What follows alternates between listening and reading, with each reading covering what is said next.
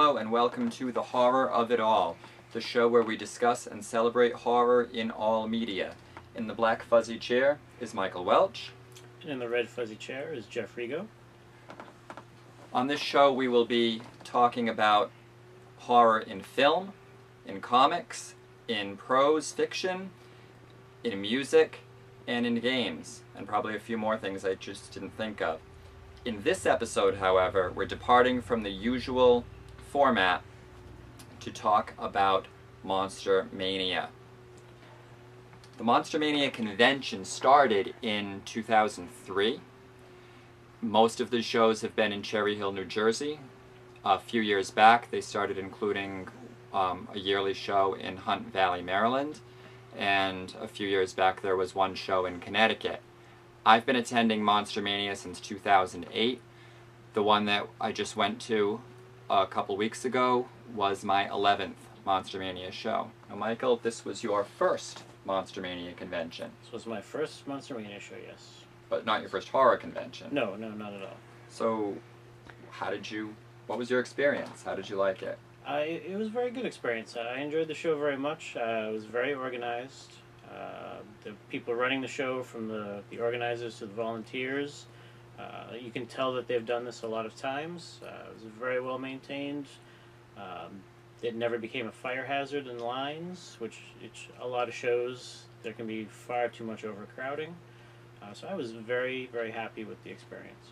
Great. I was really glad that you were. I was hoping you'd have a good experience because for me, those are the two weekends of the year that I look forward to the most. I make the trip to Cherry Hill in March and in August each year, and as long as they keep doing this convention, I intend to continue that. This most recent one was Monster-Mania number 22,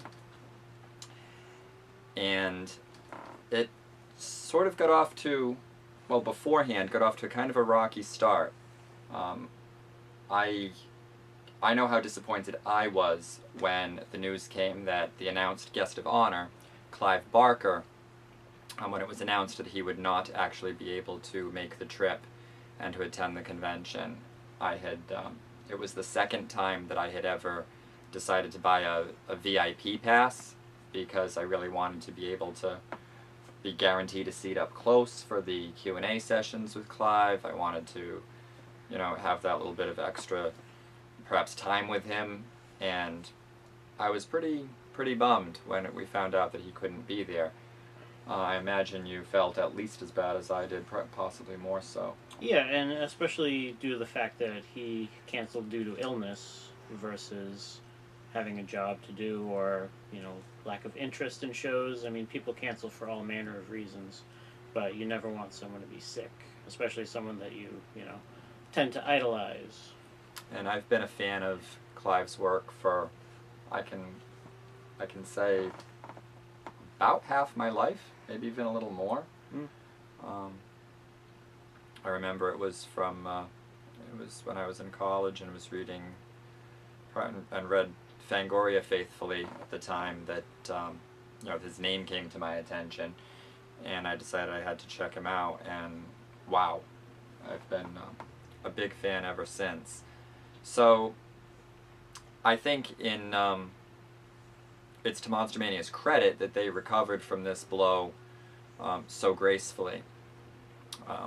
People like us who had bought the VIP passes were given some options, and I thought the option we chose was a good one, which was we'd get the other perks of being a VIP. We could attend the VIP party on Friday evening. We still got to sit up front. We got the T-shirt and a couple of other perks, and then we got to the vouchers for autographs. I thought was a good idea. Very good. I'm wondering if that will even continue as a VIP option, the non-specific VIP option with those with those autograph vouchers, because it really didn't come out to that bad a deal when I used my vouchers for autographs that would have cost $40. Yeah. I think most of the people who knew how to play the game, you saved their vouchers for the most expensive guests, which I certainly did. Absolutely. So, first thing that on the Friday evening of the convention that I was really excited about and really looking forward to was the screening of Nightbreed, the Cabal Cut, introduced by the gentlemen who are responsible for the existence of that. Michael, you know more about that than I do, and you had heard of the Cabal Cut before I ever did. Can you share a little bit about what this is? Sure. And as a coda to the Clive Barker story, I would just like to add that when we registered on Friday for our VIP package, we discovered that Clive Barker had sent along autographed photos for all the people who had bought his VIP package, and that was a total class act on his part. Absolutely, because he certainly didn't have to do that. No. And I think it was a good choice on Dave Hagen's part, the organizer, to not share that with us ahead of time. Yes, and it was a really nice surprise when we got there. Yes. It made us feel really good and taken care of. Yes. So we all had a nice warm fuzzy feeling over that going into the Cabal Cut. The Cabal Cut is Clive Barker's original vision of what he wanted the Nightbreed film to be. He had filmed Nightbreed. The studio demanded reshoots, feeling that if they put more of emphasis on the Decker character, they could have made it into a slasher franchise, which is entirely opposite of what Clive Barker had written in the Cabal book. So going forward, there was a movement a few years ago to find this footage through Mark Miller and Russell Charrington. Mark works with Clive and Seraphim, and Russell is a filmmaker. So the movement was made to find this lost footage and to try to get up enough interest to have a Blu-ray special edition release created. The film that was put together was called the Cabal Cut, and Morgan Creek, who owns the rights to Nightbreed, has allowed them to show the film in any festival, any environment that they can to drum up interest. And so Morgan Creek can gauge that there's interest in enough people to want to buy this product. And judging by the screenings that they've had so far, including the Monster-Mania screenings, it seems like there's a whole lot of interest for this film. And Mark Miller and Russell Charrington weren't making money off the autographed posters and other things that they sold, but the money was going into the expenses behind trying to make this project a reality, so that someday a more polished version, hopefully, of the Cabal Cut will be available for fans to enjoy and watch at home. I'll tell you, watching it made me. Well, I haven't seen the theatrical version of Nightbreed in a long time. I saw it in the theater, and when it was new in 1990, I think. Thereabouts. And probably saw it once or so on home video after that, probably on VHS, because my DVD was still in the shrink wrap, so I hadn't actually gotten around to watching it. And now I really don't want to watch that version again. That's my, if for no greater reason that now that I've heard the character of Lylesburg, who was played by Doug Bradley, with Doug's voice, I don't want to hear it overdubbed again. Right. German accent or not, it's just the idea that, Doug has such a wonderful, commanding presence to his voice, and I kind of just don't want to go back to see it the old way. So I'm really hoping that that we'll be able to purchase and enjoy the Cabal Cut with lots and lots of extras. That's something I'd be willing to. Yeah, the Cabal Cut is the book. If you're a fan of the book, that is what you will see on the screen. Right now, as it's showing in festivals, there are some work print spliced in footage, so there is some VHS quality elements. But I was lucky enough to see it in 2010 in the first public showing, where it was extremely choppy. There was no sound in many places. The mouths didn't match the sound in places. There were no special effects for scenes. And the version that we saw at Monster-Mania was much improved, much cleaned up. It was a very linear film. There were sound effects added. There were music added.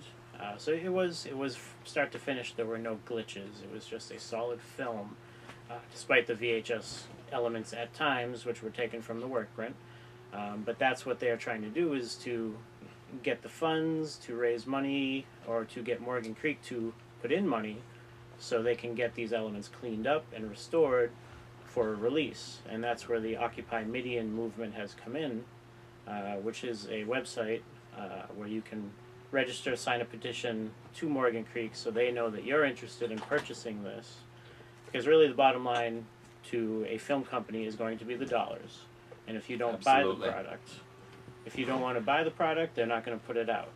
So if you tell Morgan Creek that you're willing to support with dollars, then they will be interested in putting the time and effort and money into it. And as we were advised, that's really all you need to say going into why this is artistically such a better version of the film isn't really going to be of interest to the suits. Right. Tell them that I'd buy that for $30. Right. And they'll be listening. And the more of a deluxe package it is, the more willing I would be, because really the story deserves it. Absolutely. And that's so much. I mean, the novella Cabal could not have been fresher in my mind than it was when we watched the screening, because, as I had sent you a text message, I finished reading Cabal for the first time, because even though I've been a fan of Clive's work for many years, I have by no means, read everything that there is, and that was one that I hadn't. I finished it at, going on 4 in the morning of the day that I then later drove from my home to Cherry Hill. So it was very clear in my mind what happened in the book when, and it is truly almost scene for scene. And the minor changes that that Clive Barker made, going from the novel to the screenplay, I think were good changes. They were minor and fairly inconsequential. Yeah, the addition of the song. But, these were things that wouldn't have served the book, but they served the film really well. And also, the book has that scene in the burned out restaurant that, I probably would have, in the pacing of it, would have made the movie longer, and I thought it was much to take care of that action without any spoilers. The way it was done was very efficient and worked really well. And a great thing too about this version of the movie is the movie is now 144 minutes long versus the 90-ish minutes of Nightbreed. So you get much more story, much more time in Midian, just much more time with everything, and the story breathes more and it flows more. And I can't say enough good things about it. And it's not only that you get, it's not really that you get all of Nightbreed plus all this extra stuff.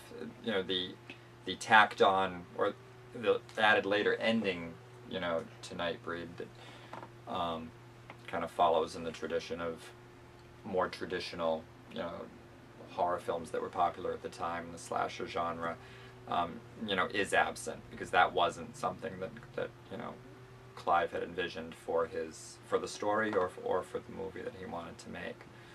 So I was very, very impressed. My two of my sons were in attendance, and they had never seen the theatrical cut of Nightbreed. We actually just hadn't ever gotten around to watching it, so they saw it for the first time in this version, and it kept their attention. They followed and they followed the story. I think it was easy to get used to the rather dramatic changes in film or video quality. Right. And you could get past that and just enjoy it for what it was. The screening was followed immediately by a Nightbreed panel Q&A session. Had several actors from the film, and also Mark Miller and Russell Charrington, who were talking and answering questions, and that was really informative and interesting as well. So from there we went to the VIP party, Yeah. which was fun. It was interesting. Yes.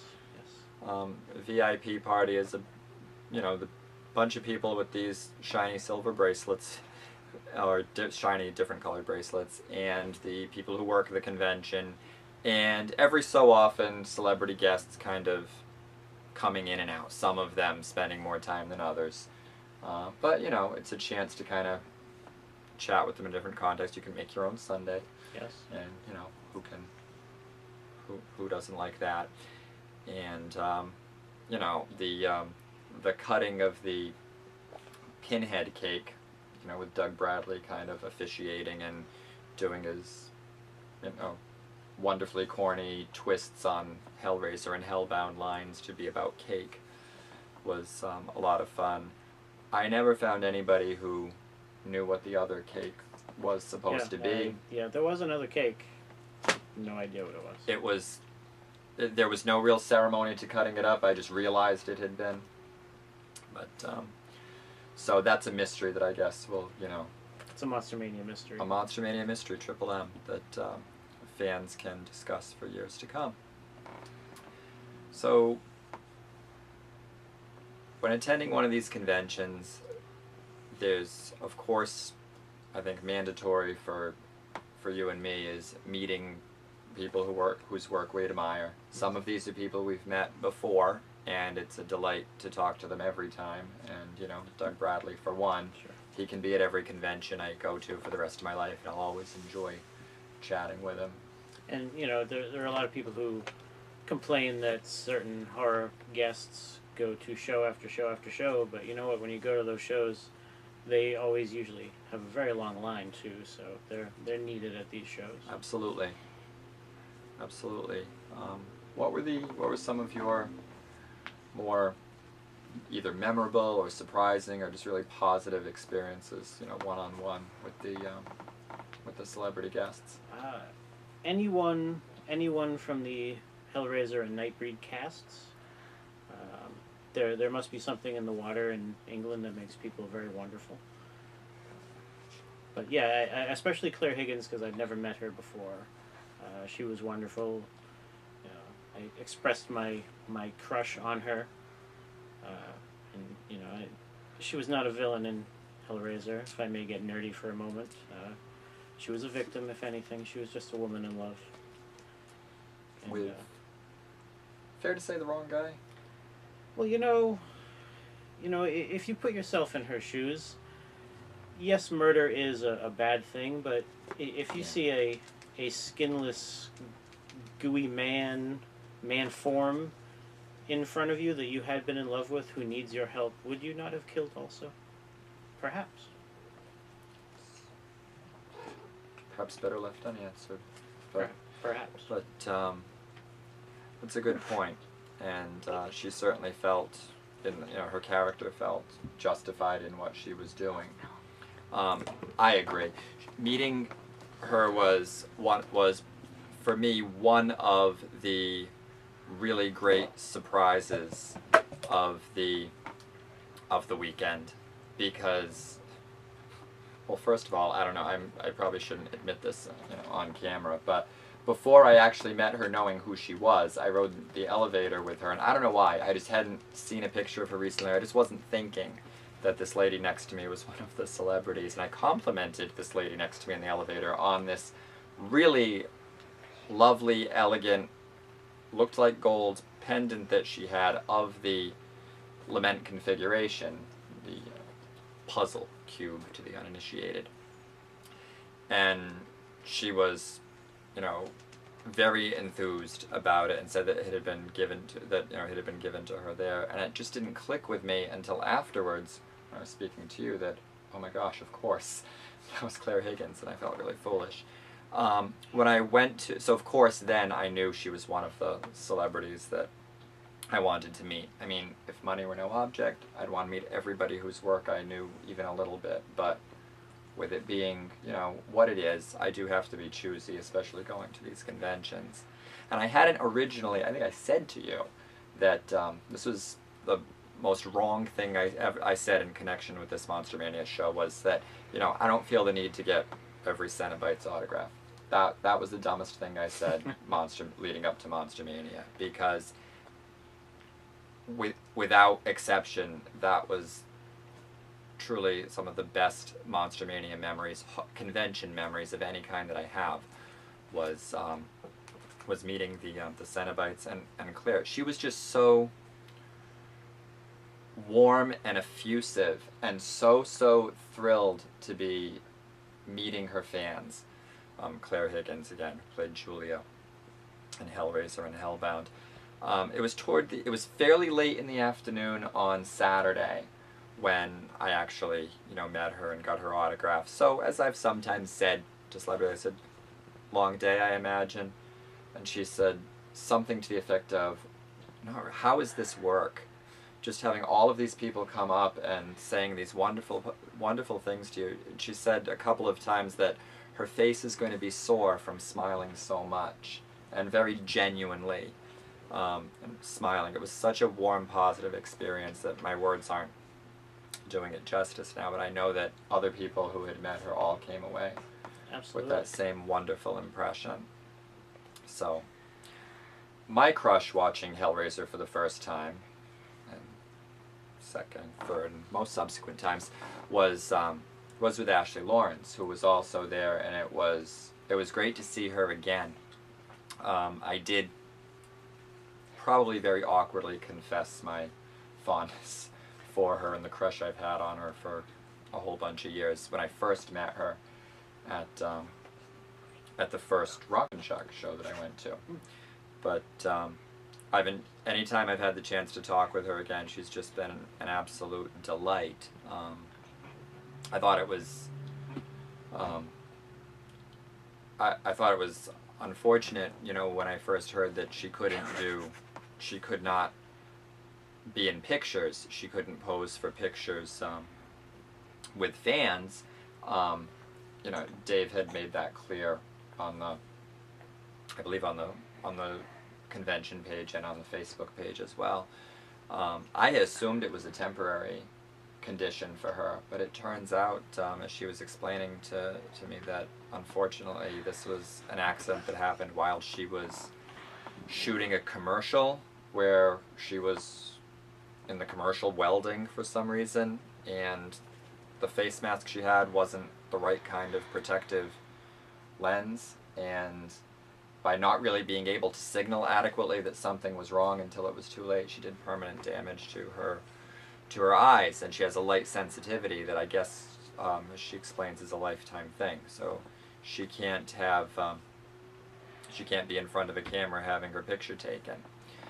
So, but I asked her if fans had been, you know, cooperative with that and understanding and she said, you know, mostly, which kind of made me sad to think that there were some that would be jerks about it, but I guess I assume that was why she was not at the Hellraiser Q&A panel on Saturday evening, because in a crowd of that many people, to be able to guarantee that no one's going to take a flash picture, whether it's someone who just wasn't paying attention or someone who doesn't care, was just too great a risk. Right. Had you met all of the three, well, we know Doug Bradley, but the three other Cenobites who were in attendance, had you met all of them before? I hadn't met Nicholas Vince before. He had canceled a show that I was going to before to meet him at. So this was my first opportunity with him, and just like all the rest of the Hellraiser cast, he was wonderful. You know, he taught me the fine art of coloring the hair on your chest without having it go into the hair in your genitals. Wow. So, I mean, should you need to know that, find him at a convention and ask. He will tell you. I guess I'm trying to speculate on how that might have come up in conversation. I bought a Nightbreed picture from him, and he commented on the chest hair and proceeded to tell me the story. There you go. Mm-hmm. He was very into, I guess, explaining things. my son Alex got a tutorial on how to draw Chatterer. Chatterer, the Cenobite that he played in Hellraiser and Hellbound, which is drawn on the picture that he autographed, which was really cool. I had wondered while we were waiting to meet the different Cenobites in that big tent room where most of the celebrity guests were, why his line was so much longer than the others, with the exception of Doug Bradley. But of the 3 other Cenobites, his line was so long. And I asked someone standing in line, is there a reason that Chatterer's getting so much more love than the others? And the guy in line said to me, well, it's not that, he just talks a lot. So there's a Chatterer joke in there, pretty obviously right at the surface. Yeah. But he takes it. It's worth the wait when the celebrity that you're meeting, again, someone whose work you admire, really wants to just take the time to have a real conversation with you. And I don't think anyone was, real disgruntled or aggravated waiting in those lines, because they knew that it was just going to be such a positive experience. Right. I did hear from him about his short story collection, What Monsters Do. Yes. What Monsters Do. He was not selling paperback copies there, I don't think, but he was. No. But he explained how you could buy it in paperback, or you could download it, the ebook version, which I did to my phone that evening. I have not read it yet, but it is a collection of, I believe, 6 short stories, and I will be getting to reading that very soon, and we'll be reviewing that in a future edition of this program. So, and I did show him on the Sunday on my phone that, and he was very grateful and appreciative. And when they seem as grateful to be meeting us as we are to be meeting them, it's, there's really no way to describe that. Yeah. With an experience as rich and full as Monster-Mania 22, we really can't get a full retrospective into one episode. So please join us next time for Monster-Mania Memories Part 2.